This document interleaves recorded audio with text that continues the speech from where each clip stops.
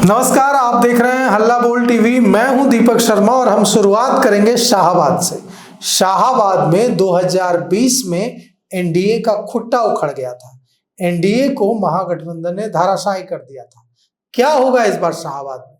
क्या इस बार शाहाबाद में बीजेपी जेडीयू का भगवा लहराने जा रहा है एनडीए का, या इस बार भी महागठबंधन शाहाबाद में पिछले वाला जादू दिखाने जा रहा है? इस बारे में जानकारी देने के लिए हमारे साथ है आरएसएस विचारक और मशहूर देश के भारत के मशहूर सेफोलॉजिस्ट रामबंधु वत्स। तो क्या कहता है आपका इंटरनल सर्वे, वहां शाहाबाद में इस बार क्या हो रहा है? 2020 में तो महागठबंधन ने कमाल जादू दिखा दिया था वहां।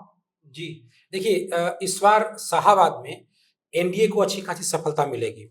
जो वोट प्रतिशत है और जो बदलाव होगा 2020 की तुलना में इस बार, इसमें मगध और शाहाबाद ये दो ऐसे क्षेत्र हैं जहां पे एनडीए को बेहतर प्रदर्शन उनको मिलेगा और यहां से महागठबंधन को निराशा हासिल हो सकती है, क्योंकि इस बार जिस तरीके से ओबीसी, खासकर ओबीसी में जो जदयू का जो जनाधार है वो ओबीसी और महिलाओं ने जिस तरीके से बढ़ चढ़ के वोट दिया है, तो उससे लगता है कि एनडीए के खेमे में ज्यादा सीटें जाएंगी। देखिए, शाहाबाद में रोहतास है, भोजपुर है, बक्सर है, आरा है, कैमूर है। इन जगहों पे एनडीए को लगभग 40 प्लस माइनस 40 के आसपास सीटें मिल पाएंगी। और यहाँ पे महागठबंधन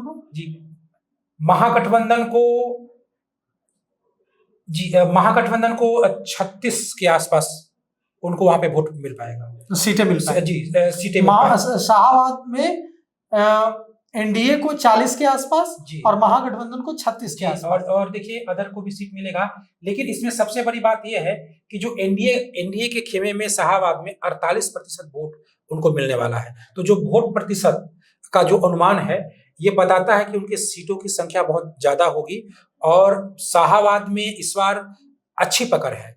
देखिए, शाहाबाद का क्षेत्र है जो मुकाबला एक तो द्विकोणीय रहा। जो जन सुराज के जो संस्थापक सूत्रधार प्रशांत किशोर है, इनका भी रोहतास से संबंध है, घर विधानसभा से संबंध है, लेकिन कोई प्रभाव पड़ नहीं पाया। तो ये जो द्विकोणीय मुकाबला है ये बता रहा है कि स्थिति जो है वो निर्णायक है और वो एनडीए के पक्ष में है। ज्यादातर जो एनडीए के उम्मीदवार हैं वो अपने अपने क्षेत्रों में स्थिति अच्छी स्थिति में है। और कहीं भी अगर आप एक सीट बीएसपी वहां पे है जहां एक सीट पे अच्छे तरीके से घर विधानसभा में, उसके अतिरिक्त कहीं भी त्रिकोणीय मुकाबला जैसा चीजें दिखाई नहीं पड़ता है। तो द्विकोणीय मुकाबला है, त्रिकोणीय मुकाबला नहीं हो पाया, इसका फायदा एनडीए को होगा। बक्सर में पूर्व आईपीएस अधिकारी आनंद मिश्रा चुनाव लड़ रहे हैं, क्या स्थिति रही? देखिए, बक्सर में आनंद मिश्रा को टिकट मिला, वो जन सुराज के थे और नाना करते करते आ गए और उनको टिकट भी मिला, उनका प्रदर्शन भी बेहतर है और वो कहीं ना कहीं उस इलाके में जो मुन्ना तिवारी नहीं जीतेंगे इस बार? नहीं, मुन्ना तिवारी से कड़ा संघर्ष है। हाँ। मुन्ना तिवारी कांग्रेस से हैं, तो उनका, और देखिए, तो मुन्ना तिवारी जीतेंगे कि आनंद मिश्रा? नहीं, आनंद मिश्रा की स्थिति अच्छी मानी जाती है। देखिए, मुन्ना तिवारी जो है वो कांग्रेस के उम्मीदवार हैं, लेकिन वो कांग्रेस के भीतर आरजेडी के प्रतिनिधि के रूप में माने जाते हैं। माना जाता है कि उनपे आरजेडी का ज्यादा प्रभाव है। तो कहीं ना कहीं जो कांग्रेस का कोर वोटर है, जो महागठबंधन के अंदर कांग्रेस के लिए समर्पित है, वो इस बार मुन्ना तिवारी के प्रभाव में नहीं है। और आनंद मिश्रा आए हैं, एक नया कैंडिडेट आए हैं, मैच्योर कैंडिडेट आए हैं, और आनंद मिश्रा के आने से उस इलाके का जो केवल उनके क्षेत्र का ही नहीं, इर्द गिर्द के कई विधानसभा क्षेत्रों में जो ब्राह्मण है उनको लेकर के एक लॉबी हुई है, क्योंकि बहुत ही संवेदनशील माना जाता था। देखिए, आरके सिंह हैं, वो नाराज थे। लोकसभा चुनाव में आप देखेंगे तो किस तरीके से पवन सिंह नाराज थे, इसमें भी आरके सिंह नाराज हैं। तो कई तरह की जो जाति का समीकरण असंतुलित हो रही थी बीजेपी की ओर से, उसमें आनंद मिश्रा के आने से अच्छा प्रभाव पड़ा है और उम्मीद है कि आनंद मिश्रा जीत जाएंगे। मतलब आप कह रहे हैं कि आनंद मिश्रा के बक्सर से चुनाव लड़ने का फायदा सिर्फ बक्सर नहीं, आसपास की सीटों पर भी पड़ा? जी, आसपास के कई सीटों पे पड़ा है, खासकर जो ब्राह्मण आधार वोट बैंक है बीजेपी का, उस पर पड़ा है। अगर आप सीमांचल में देखें, दरभंगा के ब्राह्मण नाराज है, लेकिन अगर आप शाहाबाद में देखेंगे तो ब्राह्मण खुश हैं। क्यों नाराज है? नहीं, वो सिर्फ एक अलीगढ़ के सीट के कारण, अलीनगर के सीट के कारण जो नाराज है। लेकिन क्यों नाराज है अलीनगर के? देखिए, वहां पे मैथिली ठाकुर से क्या नाराज है? तो बच्ची है। नहीं ना, बस यही कि वो बच्ची है, वो नई है, जैसे वहां पे वो बीजेपी का अच्छा प्रदर्शन होता, वो एनडीए का सिटिंग सीट भी है, बीजेपी का अच्छा प्रदर्शन होता, मजबूत वहां वहां के उम्मीदवार दावेदार हैं, ऐसे में एक बिल्कुल ऐसे व्यक्ति को दे देना जिसका बीजेपी से दूर दूर तक संबंध नहीं है, पार्टी या संगठन से दूर दूर तक संबंध नहीं है, तो इसलिए कहीं ना कहीं ये कार्यकर्ताओं के मनोबल पे एक तरीके से प्रभावित हो रहा है वहां का कार्यकर्ताओं का मनोबल, तो इसलिए वहां से एक नाराजगी है। लेकिन आनंद मिश्रा को लेकर के, आनंद मिश्रा भी मैं उदाहरण इसलिए दिया अलीनगर का क्योंकि वहां भी नए कैंडिडेट, यहाँ भी नए कैंडिडेट है, लेकिन यहाँ से देखिए कि अश्विनी यहाँ उतारने का, नया कैंडिडेट उतारने का फायदा मिल रहा है जी, वहां नया कैंडिडेट उतारने का नुकसान मिल रहा है जी जी जी, एक ऐसी आशंका जताई जा रही थी कि अश्विनी चौबे के नाराज होने से शायद कोई फर्क पड़ जाए, लेकिन वो जो जितने भी तरह के समीकरण है सबको बीजेपी शाहाबाद के इलाकों में मैनेज करने में सफल हो गई है। तो सबसे बड़ा यहाँ सवाल यह है कि कोसी सीमांचल में क्या होगा। जी देखिए, पहली बात हम करते हैं सीमांचल में। हाँ। सीमांचल जो मुझे लगता है कि दूसरे चरण का अगर एक्स फैक्टर देखें वो सीमांचल है। सीमांचल में बीजेपी का इस बार प्रदर्शन भी महागठबंधन से बेहतर होगा, महागठबंधन की तुलना में एनडीए का प्रदर्शन भी बेहतर होगा, और महागठबंधन की जो सबसे बड़ी चुनौती है वो AIMIM ओवैसी की पार्टी, चूंकि ओवैसी कई मुस्लिम नैरेटिव को लेकर के आए हैं, जैसे जिसको 2.5-3% है मुकेश सहनी, उनको डिप्टी सीएम की घोषणा की गई, 18% वालों की नहीं की गई। यहाँ पे तेजस्वी यादव ने ओवैसी को चरमपंथी आतंकवादी कहा, इसको भी भुना रहे हैं।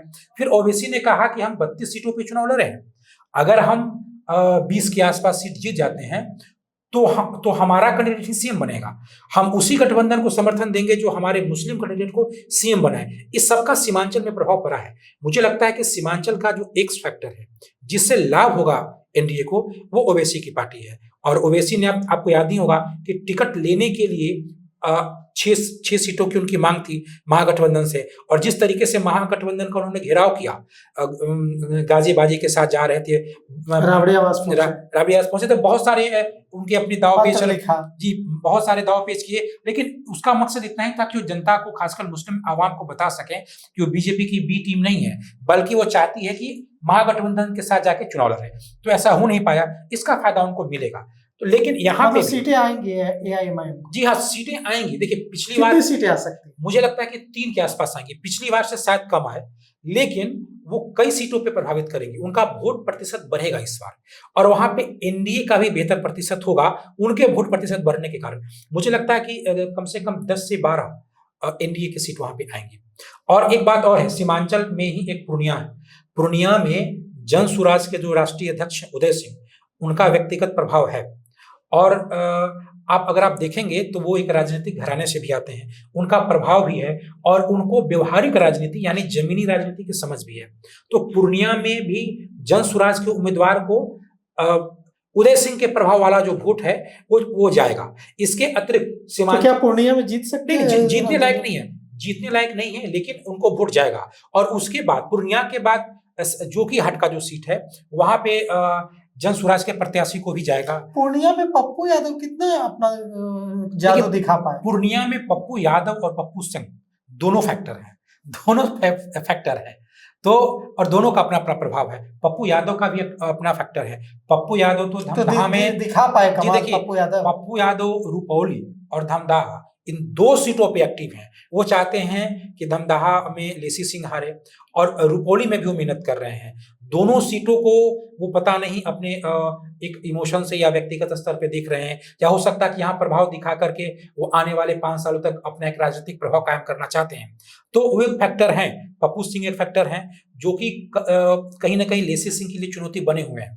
लेसी सिंह का जो सीट है वो चुनौतियों में घिरा हुआ है जी। और जो रुपौली है, रुपौली में देखिए शंकर सिंह निर्दलीय उम्मीदवार खड़े हैं। याद होगा कि रुपौली के बाई इलेक्शन में वो जीते भी थे, बाद में वो जदयू को समर्थन में किए थे, वहां से वो भी खड़े हैं। लेकिन इन 2 सीटों पे पप्पू यादव का अपना एक संघर्ष है, पप्पू यादव काम कर रहे हैं, और ऐसे पूर्णिया में पप्पू सिंह का भी प्रभाव है, तो जो जन सुराज पे जाता है। तो मैं ये कहना चाह रहा था कि पूर्णिया की सीट, पूर्णिया जिले में कुछ सीटें और जो कि हास की विधानसभा की सीटें, इन 2 जगहों को छोड़ करके और सीमांचल में जो जन सुराज है वो साधारण वोटों के साथ अपनी उपस्थिति दर्ज करेगी, और शेष वहां पे जो फायदा होने वाला है वो एनडीए को। में कस्बा वगैरह में पप्पू यादव ने अपने समर्थकों को कांग्रेस से टिकट दिलवाया जी, तो कस्बा के विधायक बहुत रोए भी इसके बाद, जो कांग्रेस के सिटिंग विधायक थे कि जी। उनका टिकट कट गया।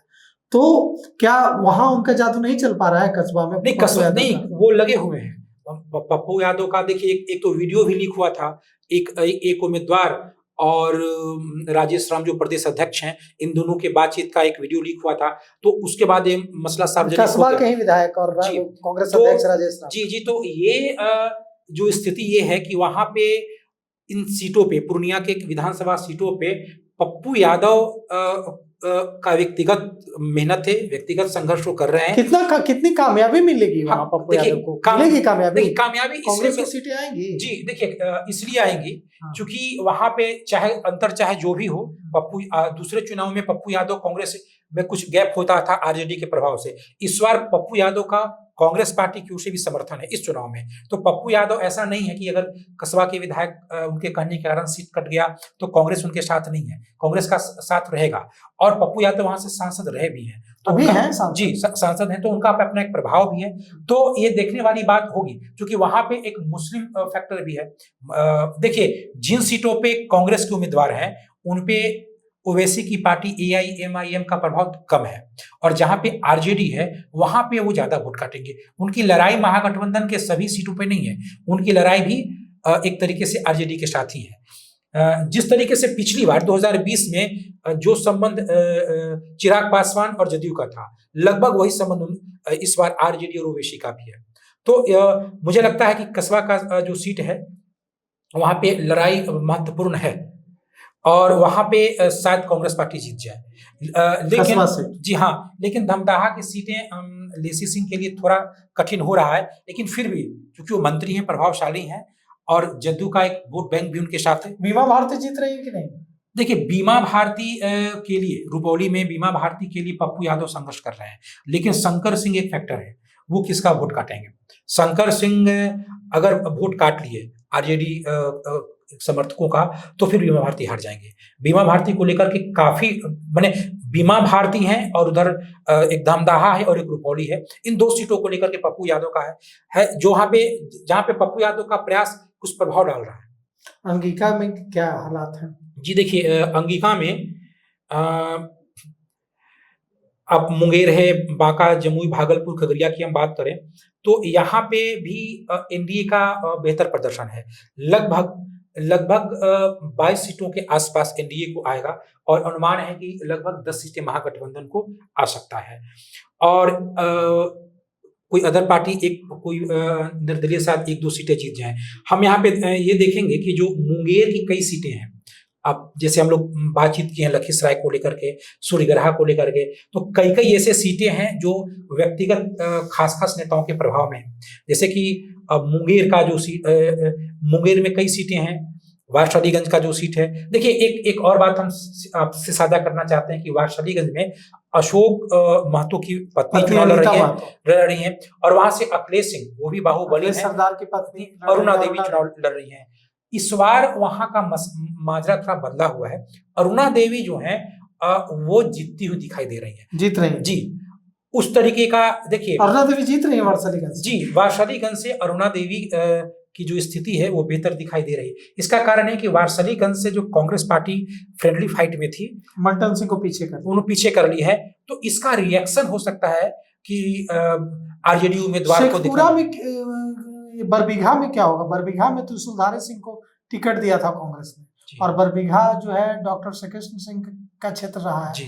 वहां क्या होगा इस बार? नहीं, वहां देखिए, बरबीघा में, बछवाड़ा में, इन जगहों पे, और बेगूसराय जो सदर है, इन जगहों पे कांग्रेस की स्थिति ठीक है, कांग्रेस उस स्थिति ठीक है, और चूंकि वहां पे मुसलमानों का भी उनको साथ मिलेगा। मगध में क्या होगा? देखिए, मगध क्षेत्र बहुत रोचक है। इस बार अगर एनडीए को सबसे अधिक बढ़त हासिल होगी मगध में।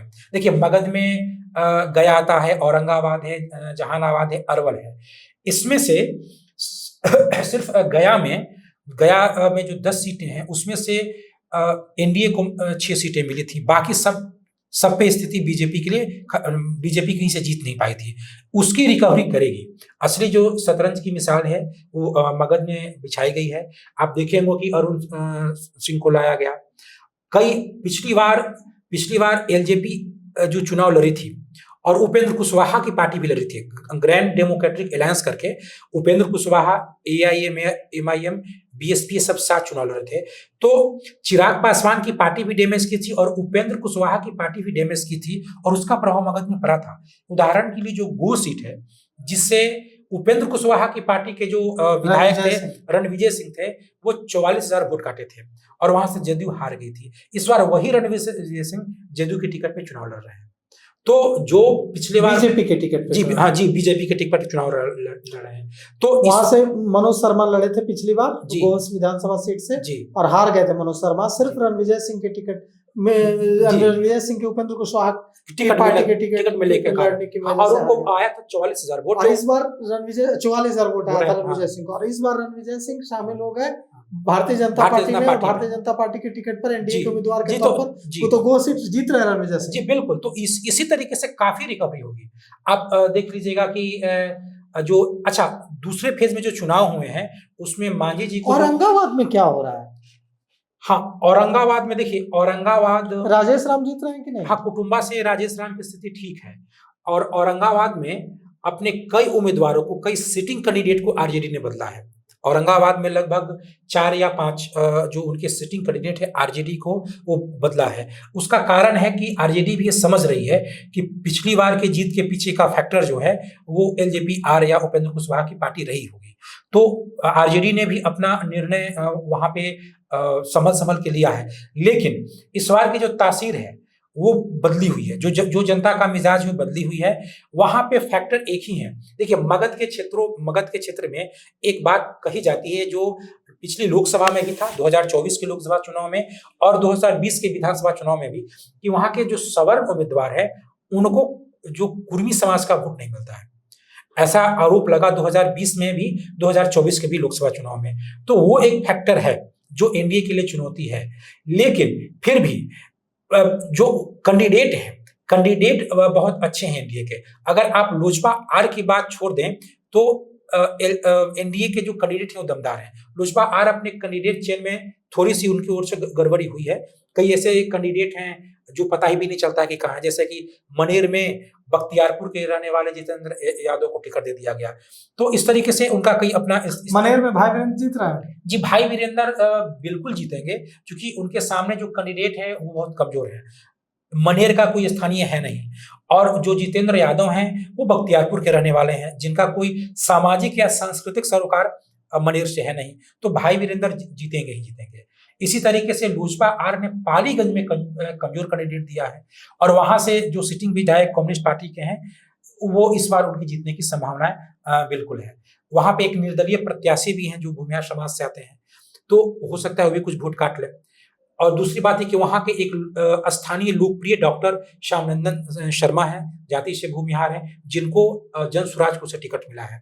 जब कोविड हुआ था तो उस वक्त वो मुफ्त में इलाज किया करते थे, तो थोड़ी बहुत सहानुभूति वो भी ले पाएंगे। लेकिन असली जो वहां पे टकराहट है वहां माले के साथ है, और माले सिटिंग सीट भी है उनकी, तो उम्मीद है कि वो सीट फिर माले के पास चली जाएगी। नवादा में क्या होगा? राजवल्लभ यादव की पत्नी, जी हाँ, राजवल्लभ और कौशल यादव। जी देखिए, यही राजनीति करवट लेती है। कभी आरजेडी के बाहुबली माने जाने वाले राजवल्लभ यादव बीजेपी में आए हैं, जेडीयू में वहां से विभा देवी लड़ रही है, जेडीयू से, और जेडीयू के एकदम सबसे दबंग वहां से नेता कौशल यादव आरजेडी से उलट हो गया है।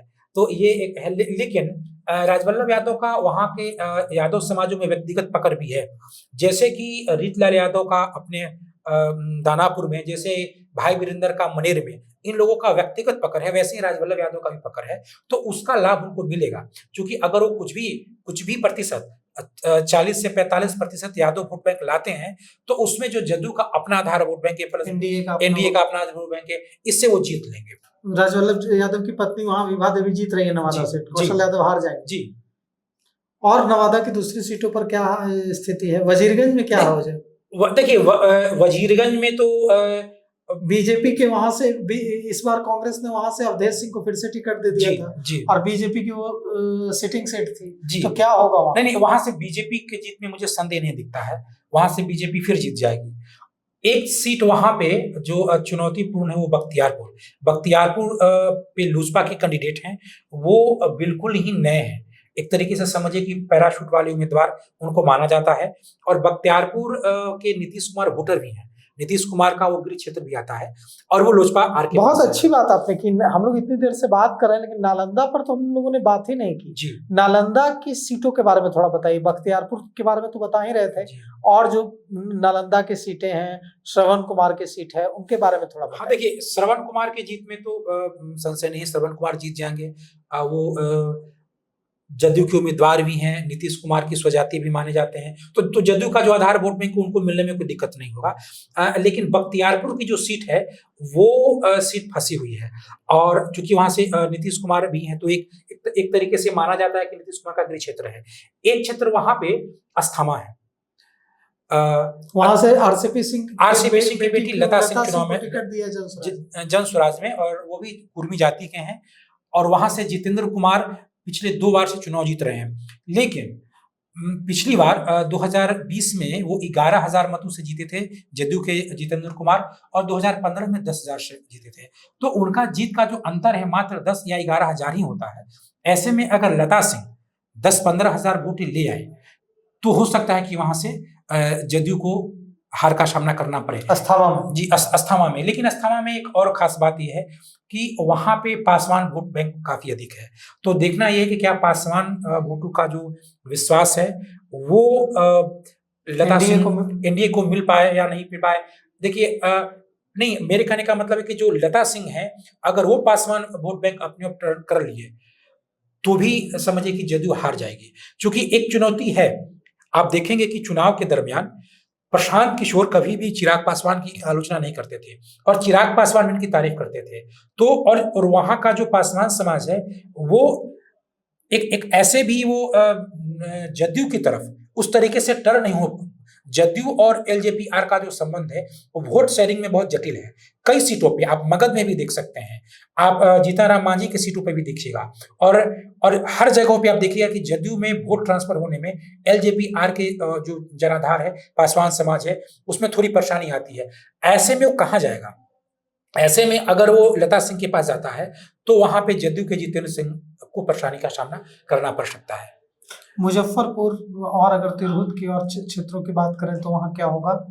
देखिए, तिरहुत में भी इस बार बहुत बेहतर प्रदर्शन माना जा रहा है एनडीए का। जी हाँ, कुछ सीटों पे कांग्रेस पार्टी या आरजेडी जो है वो टक्कर में दे रही है। और एक हम चर्चा करना चाहते हैं पश्चिमी चंपारण और पूर्वी चंपारण का। यहाँ पे पिछली बार एनडीए को पश्चिमी चंपारण में 9 सीटें आई थी। इस बार ऐसा लगता है कि पश्चिम चंपारण में भी एनडीए विश्वास जीतेगा। देखिए, एनडीए की जो रिकवरी होगी वो किसी भी एक क्षेत्र में ऐसा नहीं है कि वो बहुत खास होगी। आप अगर उसकी सबसे अधिक रिकवरी होगी तो मिथिलांचल में होगी। मिथिलांचल में वो काफी रिकवरी मिथिलांचल में उसकी सर्वाधिक बढ़त होगी। शेष हर क्षेत्रों में एक संतुलित और हर क्षेत्रों में होगा। इस बार चाहे तिरहुत हो, मिथिलांचल हो, या शाहाबाद का क्षेत्र हो, मगध का क्षेत्र हो, कोई ऐसा बेल्ट अछूता नहीं रहेगा। पिछली बार शाहाबाद से लेकर के मगध तक एनडीए काफी सीटों के लिए अछूत हो गई थी। ऐसा इस बार होगा नहीं। तो हर क्षेत्रों में लगभग अच्छा खासा प्रदर्शन रहेगा। और दूसरी बात यह है कि हर क्षेत्रों में, खासकर अगर आप देखेंगे कि जो सीमांचल का भी क्षेत्र है जहां से बेहतर प्रदर्शन अपने आप में हो सकता है महागठबंधन का, वहां भी महिलाओं का वोट प्रतिशत बढ़ा है। ये एक सांकेतिक है, ये एक संकेत दे रहा है कि ऐसा कोई क्षेत्र नहीं है जहां पे महिलाओं का पिछली बार की तुलना में वोट प्रतिशत नहीं बढ़ा है। तो ये बताता है कि हर क्षेत्र का जो जनमानस है वो करवट ले रहा है, और इस बार जो एनडीए है वो एक बड़े आंकड़ों के साथ जीतेगी। नालंदा फिर से नीतीश कुमार का। हाँ, नालंदा, राजगीर सीट सब राजगीर सुरक्षित है। जी हाँ, सब सीट होगी। एक बख्तियारपुर जो है, मतलब हालांकि वो पटना में ही आता है, लेकिन चूंकि उसको आप नीतीश कुमार से जोड़ के देख सकते हैं, शेष सीटें हैं वहां नीतीश कुमार का है। नालंदा नीतीश कुमार जी नीतीश कुमार का रहेगा, और अति पिछड़ा भी नीतीश कुमार का रहेगा, चाहे वो बिहार में कहीं भी हो, नीतीश कुमार के साथ अति पिछड़ा रहेगा। इस बार एक चुनौती ये है कि हालांकि नीतीश कुमार के पास भी कुछ कुशवाहा वोट बैंक है, उपेंद्र कुशवाहा भी इस बार आए हैं एनडीए में और वो बहुत ईमानदारी से हैं, लेकिन इस बार बड़ी संख्या में आरजेडी ने कुशवाहा लोगों को टिकट दिया है। तो ये देखना पड़ेगा कि केवल टिकट कुशवाहा को टिकट दे देने से कुशवाहा वोट बैंक उनकी तरफ कितना जाता है, या फिर कुशवाहा वोट बैंक पे उपेंद्र कुशवाहा का कितना पकड़ है। नागमणि भी आ गए हैं जी, तो उनका भी कुछ प्रभाव है जी जहानाबाद, अरवल, हाँ मगध में। हाँ देखिए 3 ऐसे कैंडिडेट हैं जो इस चुनाव में फिल्टर हो जाएंगे। अगर आप एनडीए की बात करें तो उपेंद्र कुशवाहा और चिराग पासवान कितना वोट ट्रांसफर करवा पाते हैं, खुद कितना जीत पाते हैं। ऐसे सर्वे के अनुसार तो उपेंद्र कुशवाहा की स्थिति ठीक नहीं है, वो 0 से 1 सीट जीतने वाले हैं। चिराग पासवान की स्थिति भी ठीक नहीं है। तो एक तो रिजल्ट के बाद ये पता चलेगा। महागठबंधन में वीआईपी पार्टी के बारे में पता चलेगा कि वीआईपी पार्टी वास्तव में कितना वोट टर्न करवाती है। दावा तो करने लगते हैं तो 8 से 10% का करते हैं, लेकिन रियल में वो 2.5 से 3% के आसपास है। उसमें वो कितना करवा पाते हैं। और वो भी ऐसा नहीं है कि एकदम केवाला है उनका। जी बिल्कुल नहीं। मुकेश सहनी का, मुकेश सहनी, क्योंकि मल्लाह जो है पारंपरिक रूप से एनडीए के वोटर, एनडीए के बीजेपी यादवों के साथ तो उनकी घाट को लेकर लड़ाई रहती है। बिल्कुल घाट को लेकर के लड़ाई रहती है। और अगर आप खासकर पटना का दीघा क्षेत्र का अगर आप देखेंगे, मल्लाहों से बातचीत करेंगे, वो खुलेआम बीजेपी के सपोर्टर हैं। उन पे मुकेश सहनी का प्रभाव नहीं है। तो अलग अलग क्षेत्रों में अलग अलग प्रभाव होता है किसी लीडर का। तो जितना प्रभाव पासवान समाज में चिराग पासवान का है, उतना मुकेश सहनी का अपने समाज में नहीं है। तो वो भी इस चुनाव के बाद एक फिल्टर होके आते हैं। ये इसलिए जरूरी है कि सीट लेने के लिए लोग कितना तानातनी करते हैं। अब अंत तक लोग एक दूसरे की से लड़ते झगड़ते रहते हैं। तो ये भी तो प्रदर्शित करना पड़ेगा कि आखिर वो वोट कितना जिता पाए। जैसे गौराबोराम सीट है, वहां ये बताना पड़ेगा कि कितना वोट ट्रांसफर करवा पाए आरजेडी को। ये देखिए बहुत ही रणनीतिक तरीके से तेजस्वी यादव ने गौराबोराम सीट को अपने कैंडिडेट को दिया है। वो वहां से उनकी सीट मानी जाती थी मुकेश सहनी की, अपने भाई संतोष सहनी को दे दी है वो सीट। इसका मतलब कि उनके लिए बहुत बहुत प्रभाव क्षेत्र का है। अब वहां से आरजेडी के उम्मीदवार है। ये देखना पड़ेगा कि कितना वो वोट ट्रांसफर करवा पाए। इसी से पता चल पाएगा कि वास्तव में मुकेश सहनी अपने उम्मीदवार के लिए कितना वोट लेंगे और अपने घटक दलों के लिए कितना ट्रांसफर करवा पाएंगे। तो परिणाम जब आएगा 14 तारीख को, तो मुकेश सहनी भी फिल्टर होके आ जाएंगे। तो देखिए, आपने सुना, मशहूर सेफोलॉजिस्ट देश के रामबंधु वत्स ने हमें बताया कि शाहाबाद में क्या होगा, मगध में क्या होगा, सीमांचल, कोसी सीमांचल में क्या होगा, तिरहुत, मुजफ्फरपुर, मिथिलांचल अंगिका, हर तरफ के बारे में जानकारी दी। और यह भी बताया कि इस बार नालंदा फिर से नीतीश कुमार का होने जा रहा है। हालांकि इन्होंने बताया कि बख्तियारपुर में हो सकता है कि एनडीए को हार का सामना करना पड़े। तो फिलहाल इस पेशकश में इतना ही। आगे की खबरों के लिए देखते रहिए हल्ला बोल टीवी। शुक्रिया।